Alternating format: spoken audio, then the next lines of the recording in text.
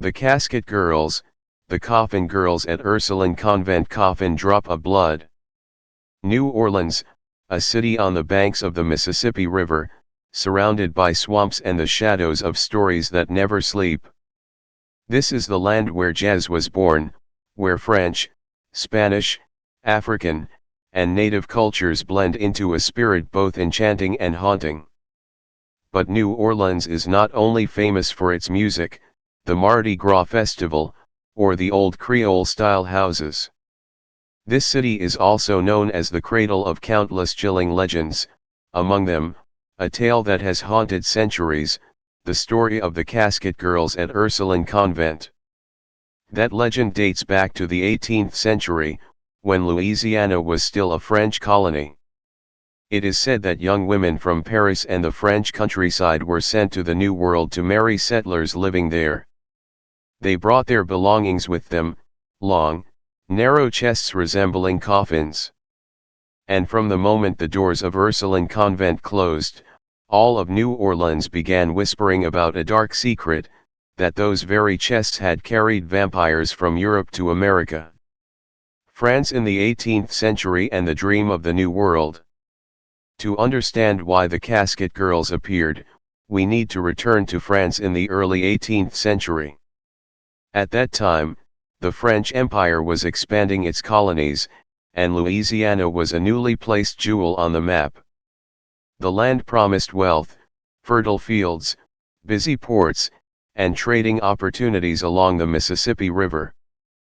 But within that promise was an emptiness that could not be filled: too many men, too few women. The people who migrated to Louisiana were mostly men, merchants, soldiers, sailors, daring farmers. Society became unbalanced. Many settlers began to fall into a life of indulgence, seeking relationships with slaves or native women.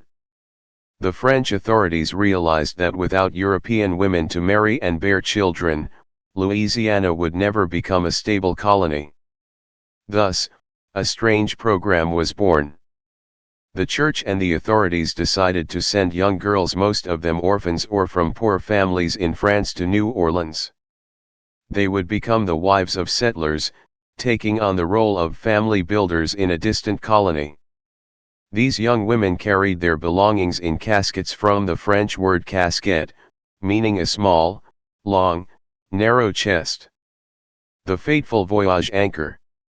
Imagine this: a ship leaving the port of Le Havre, carrying not only goods and soldiers but also dozens of French girls. They were so young, many only 15 or 16 years old. On the deck, their eyes were filled with both fear and expectation. Behind them was impoverished France, ahead lay a strange land where the Mississippi River roared. The only luggage they brought were those long, narrow chests. Later generations would call them caskets, and from that name emerged the legend of the Casket Girls. These chests were unusual, not the large, square trunks people usually carried, but long and narrow, resembling coffins. It was precisely this shape that planted in the imagination of New Orleans a haunting suspicion. The voyage lasted for months. Storms, disease, hunger, and death surrounded them. Yet, at last, the ships reached the port of New Orleans. And when the French girls stepped onto the banks of the Mississippi, the whole city seemed to freeze. They carried a fragile beauty, their pale, almost bluish skin so different from the sun-browned women of the land. They clutched their chests tightly, their eyes glimmering with something both innocent and mysterious. Ursuline Convent, the House of Secrets Church. The girls were taken straight to the Ursuline Convent, a monastery built by the Ursuline nuns. This convent was not only a place of prayer, but also a school, an infirmary, and a shelter for women newly arrived in the colony. The brick building, with its French-style sloping roof, green shutters, and wrought iron balconies, became an architectural symbol of New Orleans. But at night, when the wind from the Mississippi whistled through the cracks and darkness fell, the Ursuline Convent became a place of whispers. People said that the girls' chests were never opened in public. They were carried inside, locked away tightly, and stored in the uppermost floor. The nuns seemed to know something that others did not. They forbade anyone from opening the chests.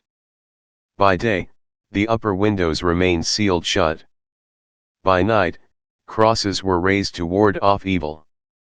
This only strengthened the townspeople's belief that inside those chests were not just clothes or personal belongings, but bloodthirsty creatures from Europe. The vampire rumors began to spread. Drop of blood. New Orleans had always been fertile ground for legends. Its people were accustomed to cultural crossroads, to voodoo, and to mystical tales carried from Africa, the Caribbean, and the native tribes. When news spread of the coffin-like chests of the Casket Girls, the collective imagination ignited.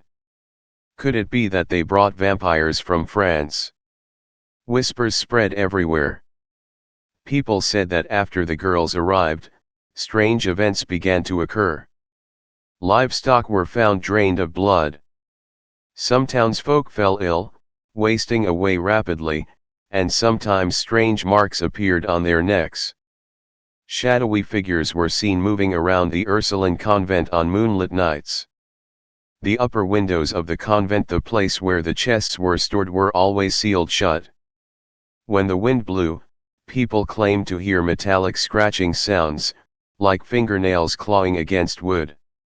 The priests and nuns insisted they were only protecting the purity of the girls, but the people of New Orleans did not believe them. And so, a legend was born: the Casket Girls had brought vampires from Europe to Louisiana. Vampires in the New World. What makes this legend so haunting is the way it blends European vampire mythology with the anxieties of the colonial settlers. In 18th century Europe, vampires had already become a widespread fear. From Transylvania to France, tales were told of corpses rising from their graves, feeding on the blood of the living to sustain their existence. In France, especially in the regions of Alsace and Lorraine, vampire stories spread so widely that there were even recorded vampire trials. So when the French girls arrived in New Orleans with their coffin-like chests, the townspeople easily connected them to the vampire legends.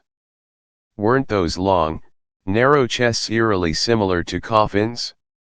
And the girls' fragile, pale beauty, didn't it resemble the ghostly appearance of creatures that survived on human blood? The legend began to take root in the community's imagination. People believed that at night, the vampires would slip out of the chests, wander through the city, and return before dawn. That was why the nuns had to seal the windows and raise crosses to prevent them from escaping. Ursuline Convent, the place still locked away. To this very day, the Ursuline Convent still stands silently on Chartres Street in the French Quarter. This old building has witnessed centuries of history, from the days of French Louisiana, through Spanish rule, and finally under the United States. Yet one strange fact remains: the windows on the top floor, the very place where the Casket Girls' chests were once stored, are still sealed shut. Many visitors to New Orleans claim they feel a chill down their spine when passing the convent at night. Street lights cast eerie shadows on the brick walls, while the dark windows seem to be hiding a secret. People believe that if those windows were ever opened, the vampires would escape and spread terror across the city. Although the Catholic Church has repeatedly denied the rumors, even performing exorcisms, the legend lives on. Because in New Orleans, stories like this never die. The Casket Girls in popular culture. Today, the Casket Girls have become an inseparable part of New Orleans folklore. Ghost tours often lead visitors to the front of the Ursuline Convent, retelling the story of the Coffin Girls and the vampires. Many films, novels, and television shows have also drawn inspiration from this legend. Notably, the series, the original, centered on vampires in New Orleans, revived the image of the Casket Girls as a piece of mythical history. People have written songs, staged plays, and even incorporated the Casket Girls into Mardi Gras masquerades. The legend is not only a chilling tale but also a cultural identity woven into the spirit of the city. Truth or legend? The question remains, did the Casket Girls truly bring vampires to Louisiana? Historians affirm that the entire story is nothing more than a misunderstanding. The so-called caskets were simply the travel trunks of French women, containing no undead creatures at all. Their long and narrow shape was merely a design choice, not a coffin. Moreover, the Ursuline Convent's decision to keep the upper window sealed had practical reasons: to protect belongings, prevent dampness, and preserve the nuns' privacy. But like all legends, truth matters less than belief. The people of New Orleans chose to believe in the darkness because darkness is always more alluring than light. Whispers that linger in the night crescent moon. Walk through the French Quarter late at night, along cobblestone streets under dim yellow lamps, and you may hear the echoes of old stories. Some say they have seen the figure of a young woman in a white dress standing at the convent window, even though those windows have been sealed for centuries. Others claim to have heard soft knocking, as if someone inside were begging to be released. Whether you believe it or not, New Orleans will always whisper, the Casket Girls are still there. And perhaps, vampires truly do slumber on the top floor of the Ursuline Convent.